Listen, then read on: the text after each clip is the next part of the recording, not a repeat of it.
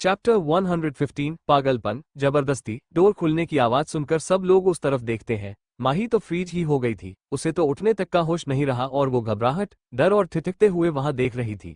वंश माही का हाथ छोड़ देता है और उसकी कमर पर से हाथ हटा देता है, जिससे माही संभल नहीं पाती और सीधा फर्श पर गिर जाती है। फर्श पर गिरते ही उसका हाथ मुड़ जाता है, पर वो उस पर ध्यान दिए बिना ही सामने आर्द्व की जलती हुई नजरों को देख रही थी और आर्द्व के डर से ही वो अंदर तक कांप रही थी। आर्द्व के पीछे ही रोहित और लक्ष्य भी थे, जो माही की हालत देखकर डर रहे थे, क्योंकि वो दोनों आर्द्व के गुस्से को अच्छे से जानते हैं और अब पता नहीं आर्द्व माही के साथ क्या करेगा। आर्द्व उसकी तरफ अपने कदम बढ़ाने लगता है। उसके कोल्ड एक्सप्रेशन देखकर ही वहां पर सब डर रहे थे। माही पीछे किस सकते हुए हकलाते हुए बोली, आर्द्व तुम यहाँ पर आर्द्व माही के सामने पंजों पर बैठ जाता है और कुड वायोस में बोला, you lied to me wifey, you gag to me, why. Mahi Aardhv की ब्लू आंखें देखती है, जिसमें एक सनकी, एक पागल इंसान दिखाई दे रहा था। वो हिम्मत करते हुए बोली, तुमने ये ठीक नहीं किया वम। वो आगे कुछ बोलती उसे पहले आर्द्व उसके बालों को अपनी मुट्ठी भरकर उसके होठों पर अपने होंठ रख देता है। माही को महसूस हो रहा था कि आर्द्व उसे बहुत रूडली किस कर रहा था, बिल्कुल एक पागल की तरह। आर्द्व की किस विल्ड हो गई थी, वो किस कम बाइट ज्यादा कर रहा था, जिससे माही को अब बहुत दर्द हो रहा था। आर्द्व उसे बहुत रफ किस कर रहा था। उसे आसपास खड़े लोगों की भी कोई परवाह नहीं थी। उसे बस माही को यूं किसी और के लिए फिक्र करना और किसी और के लिए उसे झूठ बोलना उसे बर्दाश्त नहीं था। माही लगातार आर्द्व को खुद से दूर करने की कोशिश कर रही थी। उसके राइट हैंड में दर्द भी हो रहा था, पर आर्द्व उसे दूर नहीं हो रहा था। वो बस अपने गुस्से को कंट्रोल कर रहा था। माही अब सांस भी नहीं ले पा रही थी। वो आर्द्व के सीने पर जोर जोर से मारने लगती है। आर्द्व उसका हाथ पकड़कर झटके उसे अलग होकर खड़ा हो जाता है और माही भी उसी के साथ खींचते हुए खड़ी हो जाती है। आर्द्व वंश की तरफ जलती हुई नजरों से देख रहा था। वो उसकी तरफ झुकने लगा तो माही को लगा वो वंश को कुछ कर देगा, इसलिए वो आर्द्व के सामने आकर बोली, वंश को कुछ मत करना आर्द्व, तुमने जो किया है उसके साथ वो बहुत है। तुम इंसान से हैवान बन गए हो, तुम पागल हो गए हो।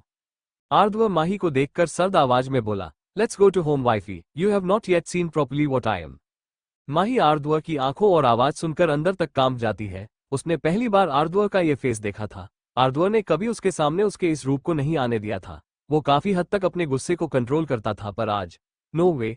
आज माही ने उसे झूठ बोला, धोखा दिया, और वो धोखा कभी बर्दाश्त नहीं कर सकता था। उसे वैसे भी अपनों से और क्या मिला ही है, धोखा, झूठ, फरेब, और जो अपनों ने जो दर्द दिए होते हैं वो कभी नहीं भरते, कभी नहीं।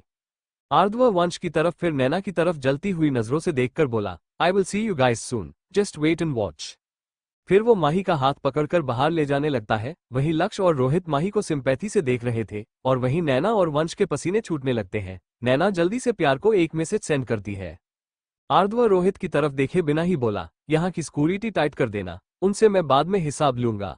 ओके बॉस, रोहित बोला। लक्ष्य कुछ कहने वाला था कि रोहित उसका मुंह दबाकर धीरे से बोला, सर आज महाकाल बनने हैं। उनके गुस्से का आज कोई ठिकाना नहीं है। इतने गुस्से में तब थे जब आरव सर हमें छोड़कर चले गए थे। इतना कहकर वो लक्ष्य के चेहरे पर से हाथ हटा देता है। लक्ष्य माही और आर्द्व को जाता हुआ देखकर बोला, पता नहीं माही का क्या होगा, बट माही को भाई से झूठ नहीं बोलना चाहिए था। माही आर्द्व की स्पीड से मैच नहीं कर पा रही थी। वो डरी हुई थी, पर फिर भी वो बोली, आर्द्व मुझे छोड़ो, छोड़ो मुझे। वो चिल्ला रही थी, पर आर्द्व को कोई बात सुनाई नहीं दे रही थी। तभी अचानक एक 4/5 साल का बच्चा माही से टकरा जाता है। माही उसे संभालने जाती है, पर आर्द्व उसका हाथ छोड़ने के लिए तैयार नहीं था। उसे वो बच्चा भी नहीं दिखाई दे रहा था। माही उस बच्चे को पीछे सर घुमाकर देख रही थी। वो बच्चा रोते हुए उसकी तरफ देखता है। माही उसके चेहरे को गौर से देखने की कोशिश करती है। उसे वो चेहरा जाना पहचाना लग रहा था, पर अभी आर्द्व का डर उसके दिमाग पर हावी था। आर्द्व माही को ले जाकर कार की पैसेंजर सीट पर बैठा देता है और डोर को बेहद जोर से बंद करता है। माही कसकर अपनी आंखें बंद कर देती है, आकर ड्राइविंग सीट पर बैठ जाता है और तेजी से कार भगा देता है। वहीं ओबरॉय मैंशन में निया अपने कमरे में थी कि उसे किसी के आने की आहट सुनाई देती है। वो इस वक्त फोन पर किसी से बात कर रही थी। वो बोली, मुझे काम बहुत जल्दी हो जाना चाहिए। इतना कहकर वो जल्दी से फोन कटकर उसे बेड के नीचे छुपा देती है और खुद बेड पर लेट जाती है। दरवाजा खोलकर आशवी अंदर आती है और निया को सोया हुआ देखकर बोली, मुझे कुछ ना कुछ तो सबूत मिलेगा इसके रूम में से। इतना कहकर वो जल्दी जल्दी कमरे का सामान बिखेरने लगी। वो जानबूझकर ऐसा कर रही थी ताकि निया कोई पागलपन दिखाए और वो उसे झपट सके, पर निया जरा हिली नहीं। उसे पता था कमरे कुछ नहीं था। राठौड़ विला। आर्द्व कार रोकता है। अब तक शाम का अंधेरा छा गया था। वो दरवाजा खोलकर अंदर चला जाता है। माही उसे जाते हुए देखती है, फिर वो भी जल्दी से अंदर चली जाती है। अंदर कोई नहीं था। सब नौकर भी अपने अपने कोर्टेज में चले गए थे। माही स्टेयर्स के पास पहुंचती है, तभी उसे ऊपर रूम में से कुछ चीजें टूटने की आवाज आने लगी। वो जल्दी जल्दी स्टेयर्स चढ़कर अपने रूम में जाकर देखती है तो शॉक रह जाती है। आर्द्वा ने सब चीजें तोड़ डाली थी और अभी भी वो सारी चीजें उठाकर पटक रहा था। माही उसके पास संभाल कर जाती है क्योंकि नीचे कांच के टुकड़े पड़े हुए थे। माही आर्द्वा की हाथ पकड़कर रोकते हुए चिल्लाकर बोली, आर्द्वा पागल हो गए क्या? स्टॉप इट, स्टॉप, तुम पागल हो गए हो। आर्द्वा माही को झटके से दीवार से सटाकर सर्द आवाज में बोला, हाँ मैं पागल हो गया हूँ तुम्हारे प्यार में, तुम्हारा सब कुछ मेरा, सिर्फ मेरा, तुम्हारा रोना, हंसना, केयर, इमोशन सब मेरा, तुम सिर्फ मेरी हो, सिर्फ मेरी। माही डरते हुए बोली, आर्द्वा। तभी आर्द्वा की नजर उसके हाथ पर जाती है। वो उसे पकड़कर बोला, you teach him clean this. इतना कहकर वो उसके हाथ को चुमने लगा था जैसे अपने एहसास को ही वहां भर देगा। उसे बार बार माही का वंश के ऊपर होना याद आ रहा था। आर्द्वा माही को झटके से अपनी गोद में उठा लेता है और वॉशरूम ले जाकर शावर के नीचे खड़ा कर देता है। उन दोनों के ऊपर शावर का ठंडा पानी गिर रहा था। आर्द्वा माही को दीवार से सटाकर देता है और उसके गर्दन, हाथ को रगड़ने लगता है। माही के आंखों से अब आंसू बह निकले थे। वो आर्द्वा को दूर करने की कोशिश करते हुए बोली, आर्द्वा छोड़ो, मुझे दर्द हो रहा है। दर्द वो मुझे हो रहा है, तुमने मुझसे एक बार तक नहीं पहुंच, तुमने मुझे धोखा दिया है। इतना कहते हुए आर्द्वा अपने तपते होंठ माही के होठों पर रख देता है और रूडली किस करने लगता है और साथ में ही माही की ड्रेस को फाड़कर उसे अलग कर देता है। उसकी बॉडी रफ करने लगता है जैसे हर एक जगह पर अपनी छुहन रखकर बाकी सारे एहसास मिटा देगा। आर्द्वा अब उसके होठों को छोड़कर उसके गर्दन और कॉलबोन पर किस के साथ बाइट करने लगता है। अब माही उसे रोकते हुए थक गई थी और तो उसके हाथ में भी तेज दर्द हो रहा था। उसे आर्द्वा की बातें याद आती है कि उससे एक बार तक पूछा नहीं, धोखा दिया, झूठ बोला, उससे भी अपनी का एहसास था और आर्द्वा अपने गुस्से को कंट्रोल नहीं कर पा रहा था। माही को ऐसा लग रहा था जैसे वो दीवार में धसी जा रही थी। आर्द्वा उसकी बॉडी को अपने हाथों से प्रेस कर रहा था। तभी आर्द्वा उसके होठों पर अपने होंठ रख देता है और गोद में उठा लेता है और रूम में जाकर बेड पर पटक देता है और उसके दोनों हाथों उसके सर के ऊपर कर एक हाथ में पकड़ लेता है। अभी भी उनकी किस करना नहीं छोड़ा था। माही बस बेजान सी पड़ी हुई थी और उसके मुंह से सिसकियां सुनाई दे रही थी और आंखों से आंसू जो अब सूख गए थे। आर्द्वा उसके बाकी के कपड़े भी फाड़ देता है और जगह जगह बाइट करने लगता है। उन दोनों के कपड़े फर्श पर पड़े हुए थे। माही धीरे से बोली, आर्द्वा प्लीज, पर आज आर्द्वा को कुछ सुनाई नहीं दे रहा था। वो तभी माही कसकर अपनी आंखें बंद कर देती है और आर्द्वा की पीठ पर अपने नाखून घुसा देती है। आर्द्वा ने उसे के जिस्म को अपने जिस्म में शमा लिए था। करीब 2 घंटे बाद आर्द्वा ने सर उठाकर माही के चेहरे को देखा जो थकान और रोने की वजह से मुरझा गया था। उसके चेहरे को पकड़कर बोला, you are so innocent wifey, पर तुम्हें मुझसे झूठ नहीं बोलना चाहिए था। फिर वो उसके फोरहेड पर किस कर बोला, you are mine, only mine, I love you. मेरा गुस्सा तुम नहीं झेल पाए जिससे मैं कंट्रोल नहीं कर पाया wifey, how can you do that. इतना कहकर वो उसे अपनी बाहों में जकड़ लेता है जैसे छोड़ा तो कहीं चली जाएगी और उसकी गले में अपना मुंह छुपा लिया और एक गहरी सांस लेते हुए उसकी बॉडी ओडर को अपने अंदर समाने लगा। दोनों चैन की नींद सो गए थे, पर उनकी जिंदगी में अब चैन कितने दिनों तक था वो भी नहीं जानते थे। सिंघानिया मेंशन, वहीं पायल निवेद जी के सामने बैठी हुई थी। निवेद जी पायल पर गुस्से से चिल्लाते हुए बोले, यह क्या बकवास कर रही हो तुम, ये कहां से आ गया और मुझे पता भी नहीं है। पायल रोते हुए बोली, dead I am sorry, I am really sorry. मैंने इतने सालों तक आपसे यह बात छुपाई, मैंने आपको नहीं बताया था। उस वक्त आप कोमा में थे और मैं मेंटल एसाइमल में थी और उसी वक्त मुझे पता चला था कि I am pregnant. I am sorry dad, उस वक्त बहुत देर हो चुकी थी। 3 मंथ हो गए थे और मैं एयरबोर्ड भी नहीं कर सकती थी। उस दिन ड्रग्स के नशे में वो सब हो गया था। I am sorry dad. वो रो रही थी और वहीं एक सिंगल काउच पर एक 4 साल का बच्चा बैठा हुआ उन दोनों को देख रहा था। वो बहुत प्यारा दिखाई दे रहा था। काली आंखें, सिल्वर हेयर, गोरा रंग, पतली नाक और गोल मटोल गाल और उस पर से उसकी मासूमियत भरी सूरत। वो उन दोनों को ही देख रहा था। निवेद जी उसे देखते हुए अपने पास बुलाते हैं और वो बच्चा पायल की तरफ देखता है। पायल बोली, यस आहिर बेबी, जाओ नानू के पास। वो काउच पर से उतरकर निवेदन जी के पास अपने नन्हे कदम बढ़ा देता है। निवेद जी को उसका चेहरा देखकर किसी की याद आ रही थी, पर वो शायद मानने को तैयार नहीं हो रहे थे। आहिर अब निवेद जी के सामने खड़ा था। वो उसे उठाकर अपनी गोद में बैठा देते हैं और उसे देखते हुए बोले, किसका खून है, किसका खून है आहिर, क्या होगा अब माही और आर्द्वा की जिंदगी किस मोड़ पर रुकने वाली है। जानने के लिए सुनते रहिए परिक्रमा करते दिल इश्क का अनोखा हमसफर 1, एक दिलचस्प लव स्टोरी। तो मिलते हैं दोस्तों नेक्स्ट एपिसोड में। Hand waving chapter 116। Nived ji उसे देखते हुए अपने पास बुलाते हैं और वो बच्चा पायल की तरफ देखता है। पायल बोली, यस आहिर बेबी, जाओ नानू के पास। वो काउच पर से उतरकर निवेदन जी के पास अपने नन्हे कदम बढ़ा देता है। निवेद जी को उसका चेहरा देखकर किसी की याद आ रही थी, पर वो शायद मानने को तैयार नहीं हो रहे थे। आहिर अब निवेद जी के सामने खड़ा था। वो उसे उठाकर अपनी गोद में बैठा देते हैं और उसे देखते हुए बोले, किसका खून है, पायल ये सुनकर निवेद जी को देखने लगी। वो अपनी पलकें बार बार झपकाने लगी। वो हकलाते हुए बोली, डैड, यह आहिर मेरा। और तभी निवेद जी सर्द आवाज में बोले, जो कहने जा रही हो उसे साबित करके दिखाना। एक बार माफ कर दिया, बार बार की जाए वो गलती नहीं गुनाह कहलाता है, इसीलिए सोच समझ कर बोलना। फिर वो आहिर के गाल पर हाथ रखते हुए प्यार से बोले, आहिर बेटा। आहिर उनकी तरफ देखने लगता है और फिर पायल की तरफ। पायल उसे देखकर मुस्कुरा देती है तो आहिर फिर निवेद जी की तरफ देखने लगता है और अपनी बेबी वॉइस में बोला, नानू मुझे नींद आ रही। आहिर था तो 4.5 साल का, पर समझदार बहुत था। वो निवेद जी की तरफ देख रहा था। तभी पायल की आवाज आए, Aahir baby you loves your mama. ये सुनकर आहिर झटके से पायल की तरफ देखता है। उसकी आंखों में घबराहट थी जिसे निवेद जी महसूस कर पा रहे थे। वो उसके सर पर हाथ फेरते हुए बोले, बच्चा क्या हुआ? आपको नींद आ रही है ना? आपका कमरा वो सामने की तरफ इशारा करते हुए बोले, वो लाना है, आप जाओ, आपकी मम्मा अभी आ जाएंगी। आहिर निवेद जी के गोंद से उतरकर पायल की तरफ देखता है तो पायल उसे हाँ में सर हिला देती है और स्माइल पास करती है। आहिर भागकर रूम में चला जाता है। निवेद जी आहिर के जाने के बाद खड़े होकर बोले, मुझे तुम पर भरोसा करना मुश्किल हो रहा है, इसलिए पहले मैं सच जान लूं, बाद में आगे क्या करना है वो सोचे गए। इतना कहकर वो वहां से चले जाते हैं।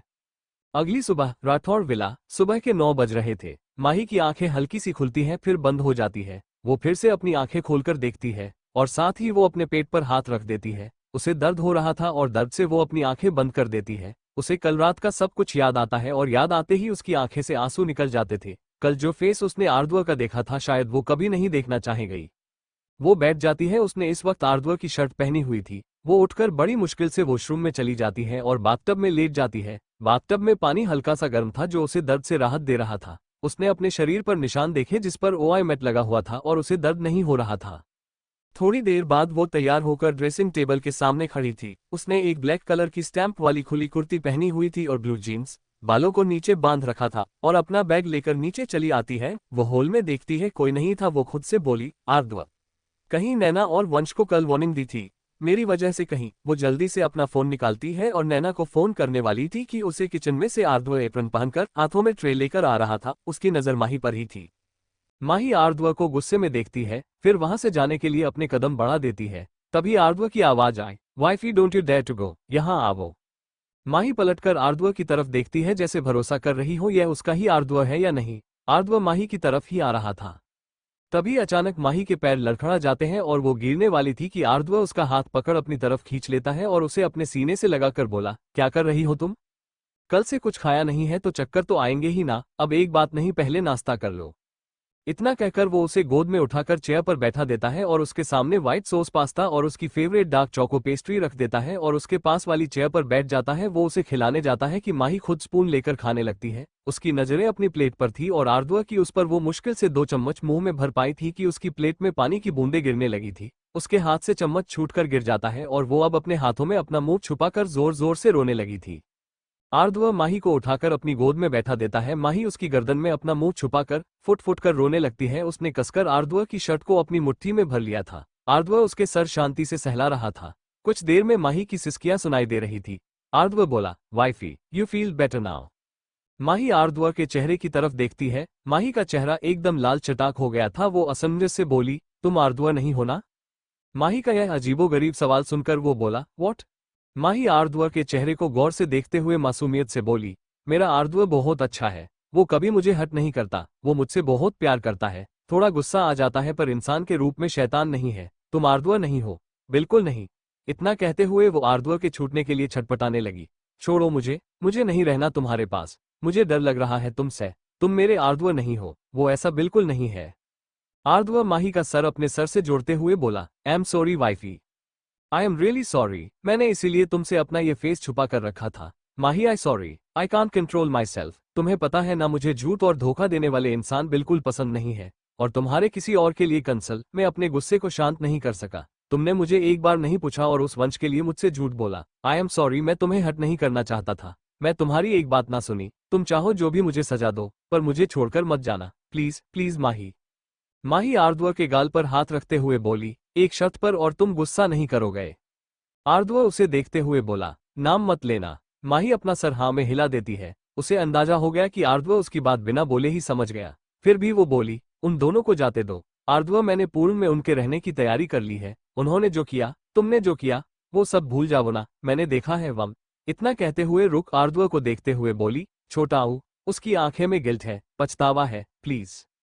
आर्द्व उसके होठों के कोनों पर किस कर बोला, हम ओके एंड कल के लिए आई एम सॉरी। वो उसके गले में बने निशानों को देखकर बोला, मैं कुछ ज्यादा ही वाइल्ड हो गया था। वो उस बाइट के ऊपर अपने होंठ रख देता है। माही उसके एहसास से ही अपनी आंखें बंद कर देती है। आर्द्व उसे अलग होकर बोला, अब नाश्ता कर लो, विक हो गई हो।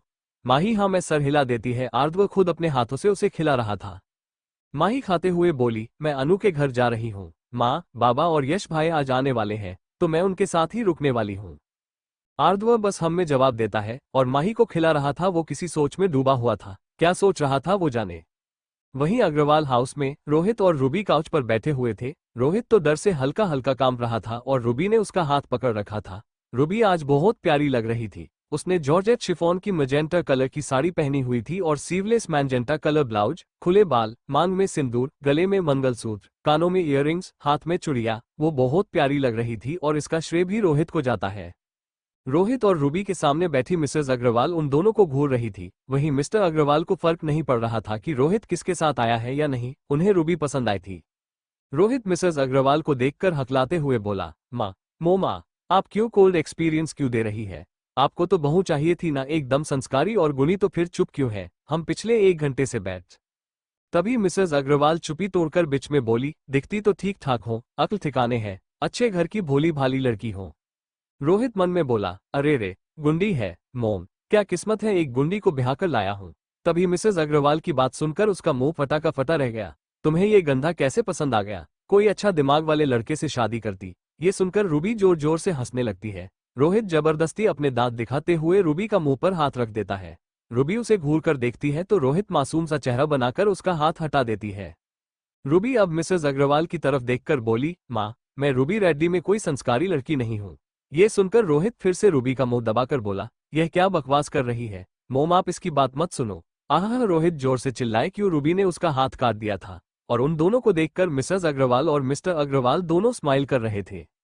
रोहित अपना हाथ देखते हुए बोला, जंगली गुंडी कहीं की, मेरा हाथ काट दिया।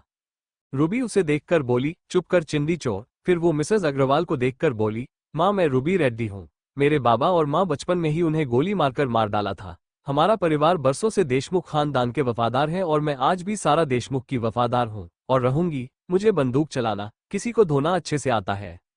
मैं ऐसी ही हूँ गुंडी। तभी मिसेज अग्रवाल खड़ी होकर रूबी को गले लगाकर बोली, खुशी से बोली, हाय, मुझे ऐसी ही बहू चाहिए थी। आज पहली बार इस नालायक ने एक अच्छा काम किया है, मैं बहुत खुश हो गई।